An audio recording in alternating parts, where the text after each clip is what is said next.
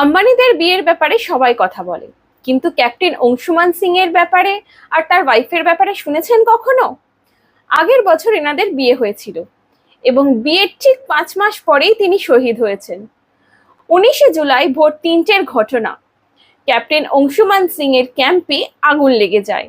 ক্যাম্পের ভেতর ওনার সঙ্গীদের বাঁচানোর জন্য নিজের প্রাণের ঝুঁকি নিয়ে, নিজের প্রাণের চিন্তা না করে উনি সেই আগুনের মধ্যে প্রবেশ করেন এবং ওনাদের সঙ্গীদের বাঁচানোর চেষ্টা করেন, কিন্তু নিজে আর বাইরে আসতে পারেন না। এই ঘটনার ঠিক একদিন আগেই তিনি তার ওয়াইফকে কল করে তাদের ফ্যামিলি, ফিউচার সমস্ত কিছুর ব্যাপারে ডিসকাস করেছিলেন। ইনার এবং ইনার স্ত্রীর দেখা হয়েছিল কলেজে। রিসেন্টলি ইনার ওয়াইফ প্রেসিডেন্টের কাছ থেকে অ্যাওয়ার্ড পান, কৃতি চক্র, সৌরচক্র সম্মানিত হন। এই সময় সবার চোখে জল ছিল। এই ব্যাপারে সবার জানা উচিত এবং ওনাকে শ্রদ্ধা জানানো উচিত। জয় হিন্দ।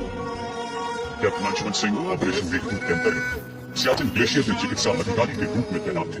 आपने 19 जुलाई 2023 को वहां स्थित चंदन ड्रॉपिंग जोन में हुई भीषण अग्नि दुर्घटना के दौरान नजदीक की फाइबर ग्लास हट में फंसे लोगों को सुरक्षित बाहर निकालने में मदद की।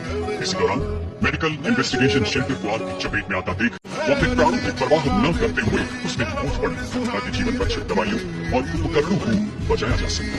तकरीबन 17,000 फीट की ऊंचाई पर चल रही तेज हवाओं के कारण आग की निरंतर बढ़ती लपटों ने पूरे शेल्टर को अपनी गिरफ्त में ले लिया और भरसक प्रयासों के बावजूद उन्हें बचाया नहीं जा सका। कैप्टन अंशुमन सिंह ने असाधारण बहादुरी एवं त्याग का परिचय देते हुए देश हित में अपना सर्वोच्च बलिदान दिया। सम्मान ग्रहण करेंगी उनकी धर्मपत्नी श्रीमती स्मृति एवं माता श्रीमती मंजू सिंह।